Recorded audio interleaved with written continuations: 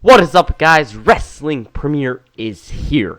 This one was underwhelming. You only have a few marquee matchups. The Triangle Ladder match and the main event. You could add the Triple Threat Euro Continental Championship match if you want, but other than that, it was a weak WrestleMania. Anyways, WWF in 2000 was awesome. Everything felt right. The pay-per-views, the shows, and the fact that they found a perfect balance between storylines and matches. All was good in the World Wrestling Federation. I know I said that in the previous video. Now, about the pay-per-views, they were really great. As a matter of fact, this could be the most consistent year of WWE pay-per-views. For me, though, it's second behind 2001. That Invasion storyline may have disappointed, but man, those pay-per-views were something special. As for 2000, I find it ironic that they had such a great year, but the biggest event of the year disappointed. Right now, let's get into it. WrestleMania 2000 was held in the Arrowhead Pond in Anaheim, California on April 2nd, 2000. The Arrowhead Pond, currently the Honda Center, had an attendance of 19,776 packed in the arena. WrestleMania 2000 had a buy rate of 824,000, which was higher than WrestleMania 15's 800,000. The theme song for WrestleMania 2000 was California by Jim Johnston. They wanted to have Tupac's California Love be the theme song for the event, but for some reason,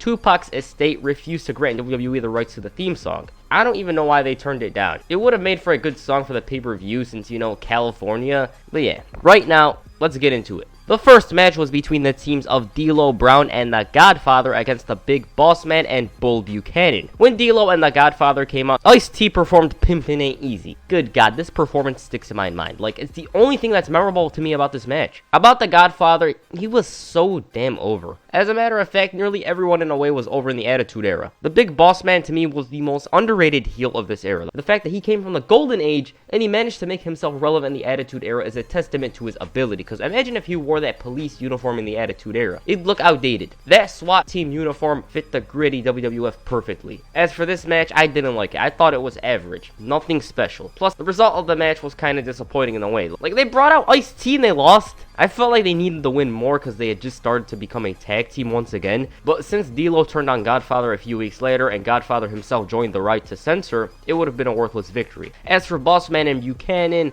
they continued teaming up until June when Bossman turned on Buchanan. Overall, this match wasn't good, and it's weird how they chose this to open WrestleMania, because they had a perfect match, which was a 2 out of 3 falls match. Backstage, we find Triple H with Stephanie, and JR said that Triple H was pretty relaxed for someone who's set to defend the title later on that night. Jerry Lawler said that Triple H probably has a plan, and we know how that turned out. The next match was a hardcore battle royal. Crash Holly defended the WWF Hardcore Championship against Taz, Viscera, the Mean Street Posse, Hardcore Holly, Kai and Tai, the Headbangers, and the Acolytes. When Holly came out, he got a decent pop. At this point, the 24/7 rule was in full effect. Crash Holly on an episode of SmackDown wanted to prove he was the best hardcore champion of all time, so he decided to defend the title 24 hours a day, 7 days a week. After announcing this, a plethora of WWF superstars wanted the title, and they decided to attack Crash outside the arena in places like his hotel room, a laundromat, an airport, and the best one was probably the one at Funtime. Like, that one was the most memorable one to me. The Houdini of hardcore managed to escape every single time with this title intact. Anyways, this match saw several title changes. Right at the beginning, Taz covered Crash to become the new champion. Then it was Viscera who slammed Taz into the ground to become the champion. From there, the Acolytes destroyed Viscera, and I literally mean destroy him. They broke a 2x4 on his back. And they grabbed Kai and Tai and put them over Viscera, and it ended up being Funaki who won the title, not Taka. So Funaki decided to run all the way to the back where Rodney of the Mean Street Posse won the title. His title reign didn't even last long because Joey Abs hit a gut-wrench suplex on him. Then out of nowhere, Thrasher pushed a drawer into Joey Abs and he became the new hardcore champion. All of the guys came back out to the arena and P-Gaz ended up winning the title. Taz kicked his ass to become a 2-time champ, and from there the Hollies tried to pin Taz, but it wasn't until Crash Holly whacked Taz with a cookie sheet that one of them became champions. Crash wouldn't have time to celebrate as Taz recovered. He locked him in the Taz mission with nearly 20 seconds remaining. With 6 seconds left, Hardcore grabbed a jar and he smashed it over Taz's head. Hardcore then covered Crash and the ref screwed up. It was supposed to end with Crash retaining the title and Hardcore unable to get the 3 count before the time expired. Instead, the ref didn't even count to 3 and Hardcore ended up winning a title that he wasn't supposed to win. I mean, the referee didn't even count the fall for it. Like, 1, 2, he just stood there. It was awkward. Yet, Hardcore won the title. Some of you might not like this match, but to me, I thought it was really entertaining. I don't think anyone had high expectations for this, and it delivered. Now, there was this interview after the match that saw Hardcore Holly call Michael Cole a head It's not on the pay-per-view, and I don't know why, but I found it on YouTube. Like, he literally called him that. The next match was between TNA and Head Cheese. I didn't think this was a good match again. It was boring, and I don't think it should have been on WrestleMania. That damn Cheese stalked Trish around the ring for a moment, and I can't say much about the match itself. It's really that forgettable. The only thing I remember was the fact that TNA won this one. I also remember the commentary team's audio getting cut off. Right after the match, Al Snow said that this Cheese thing was a bad idea, and the two destroyed the Cheese guy. Like, I don't get it. Did they turn heel or something? I don't think they turned heel, but that was random. The next match was a ladder match. The Dudleys defended the WWF Tag Team Championships against the Hardys and Edge and Christian. This one was clearly match of the night. Edge and Christian at this point weren't goofy. They didn't show off their characters much. They had just turned heel too. The match started off with E and C attacking both teams. In the beginning, it was mostly a brawl with all but two guys outside the ring.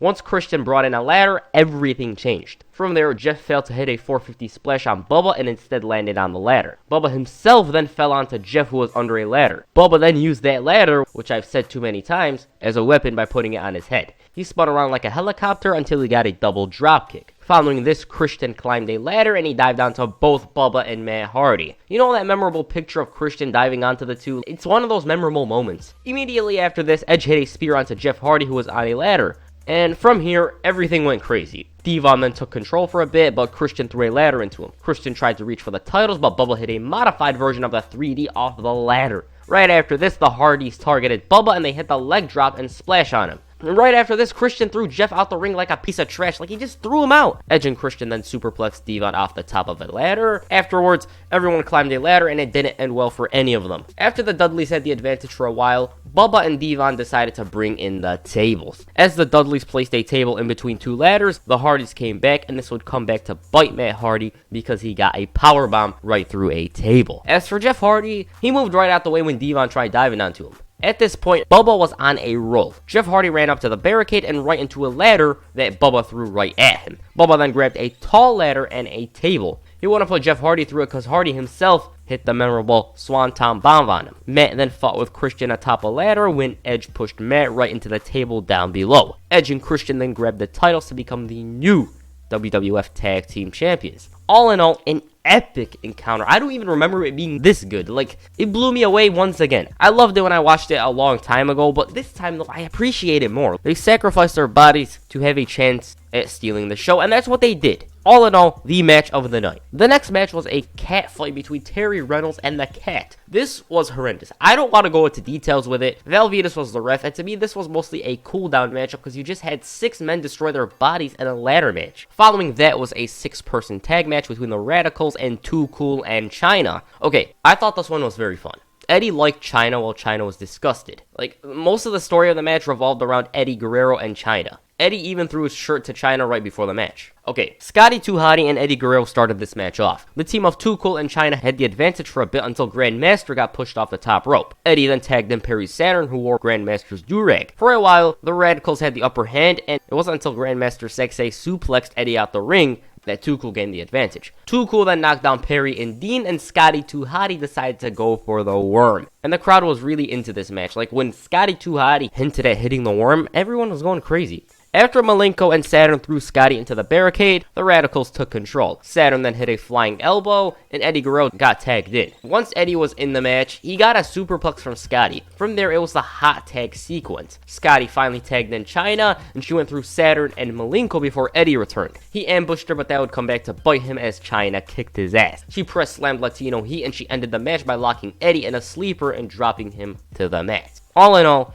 I didn't really hate this one, because why would you? It was just a fun match. They weren't trying to steal the show or anything like that, but I thought it was a pretty good match. You could say the Radicals got buried, but I didn't really think so. Eddie won the European title the next night, so yeah.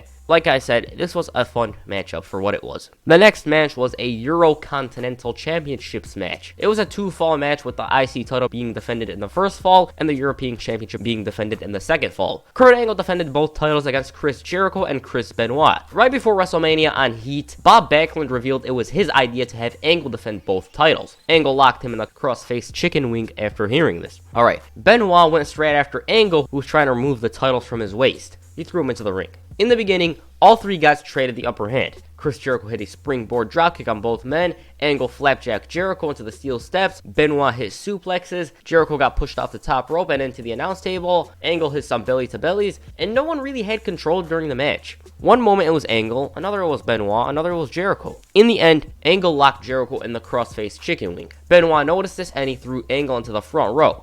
Benoit then hit the flying headbutt on Y2J to become the new Intercontinental Champion. Right now, the second fall is for the European Championship. After Benoit hit a back suplex from the top rope, Angle decided to go for a moonsault and Benoit moved out the way. Once all three men recovered, Jericho started to make a comeback. He hit the spinning heel kick on Benoit and he performed a double powerbomb on Angle.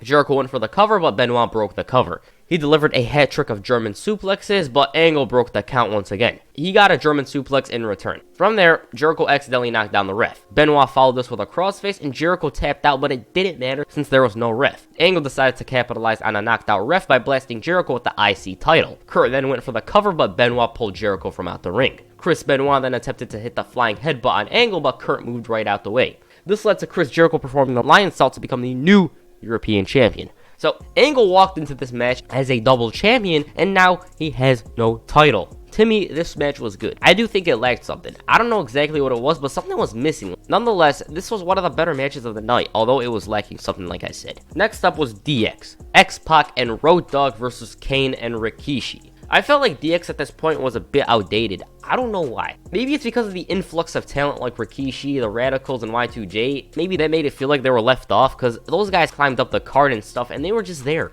As for Kane, he was hell-bent on getting revenge from both X-Pac and Tori. The match started off with Tori slapping Paul Bear. This led to Kane attempting to chokeslam her, but X-Pac brawled with him. Meanwhile, Rikishi gave the Road Dogg the stink face and was looking to do the same to Tori, but X-Pac dragged her out of the ring. DX then decided to walk out, but Kane and Rikishi brought them back into the ring. Once Rikishi and Pac were in the ring, X-Pac delivered some kicks to Rikishi, and he attempted to go for the Bronco Buster, and he successfully hit it. The fans booed him, and Road Dogg then entered the matchup. He delivered some rights, and he shake, rattled, and rolled. X-Pac then re-entered the match, but it was Rikishi who had the upper hand this time. Kane then got tagged in, and he knocked down both X-Pac and Road Dogg.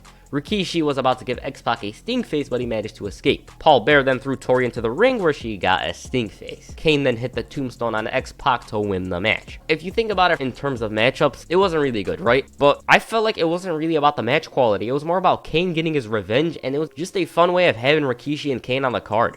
After the match, Too Cool came out, and they danced with Rikishi, and a chicken, who they assumed was Pete Rose, came out. After the chicken danced with Too Cool, Kane grabbed the chicken when Pete Rose himself came out with a baseball bat. Kane chokeslammed him, and Rikishi gave him the stink face. Right after the match, Kevin Kelly interviewed The Rock. The Rock said that after 12 months, The Rock has finally come back to WrestleMania. He said he's gonna go out there and do what he does best, lay the smacking down on their candy asses. And he said that he's going to do this for the millions and millions of Rock's fans. This was a pretty good promo, and watching it, you'd think it was Rock's night. And the main event, Triple H defends the World Wrestling Federation Championship in a fatal 4-way elimination match against The Big Show, Mick Foley, and The Rock. There was a McMahon in every corner, which was a weird idea to me. Alright, you guys might know the build-up, but let me just mention it. The Rock won the Royal Rumble, although it was actually Big Show who won it because both of Rock's feet touched the ground first. He defended the title shot against the Big Show on No Way Out, and The Rock lost after Shane McMahon interfered.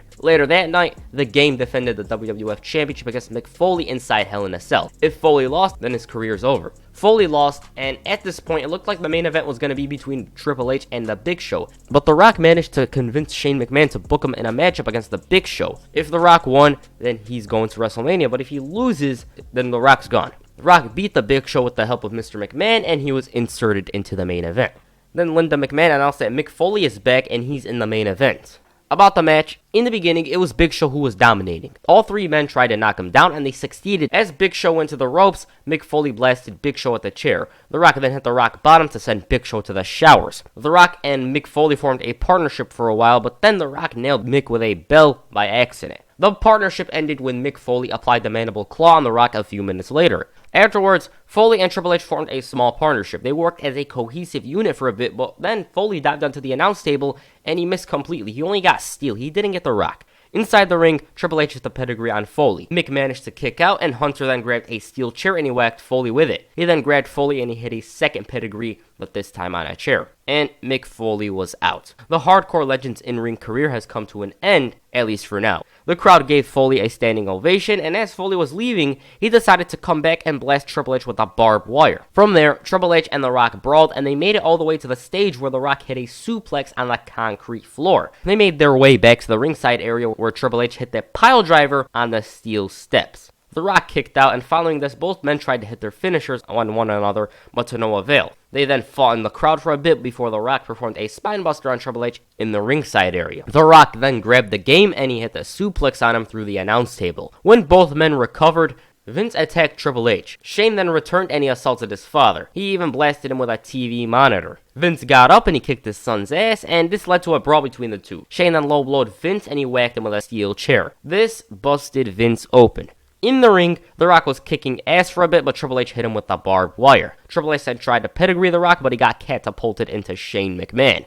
The Rock then hit the rock bottom on Triple H. Vince then came back to the arena, and he delivered some rights to the Boy Wonder. Vince then grabbed a chair looking to hit Triple H when he blasted The Rock. Stephanie was shocked. The Rock kicked out, however, and when Vince noticed this, he cracked Rock's head open with that chair once again. This time, though, Triple H actually won the match. This is one of the weirdest endings to a WrestleMania match. You'd expect The Rock to win the title, but he didn't. Like, how the hell didn't The Rock win the title? It was his night. Why did they have to wait a month for him to win the title when he could have just won it at WrestleMania? On the other side, they probably wanted to pop the buy rate for Backlash a bit, so they had The Rock win the title there. After the match, The Rock kicked all of the McMahon family's ass, and he even rock-bottomed Stephanie. He then hit the people's elbow on her to end the show. At least they didn't end it with Triple H raising the title in the air, because that would have been annoying.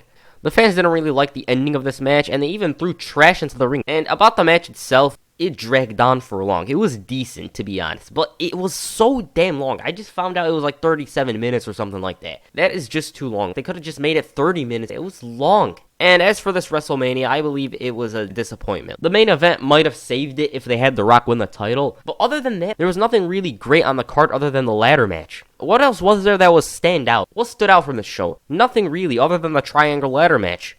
And that's it for this video. The next video is going to be on WrestleMania 17. I just made my mind up, and I thought this would be the perfect video to follow this atrocity of a WrestleMania. And that's it for this video. Make sure you hit a pedigree on the like button, and perhaps the rock bottom on the subscribe button. Peace, I'm out.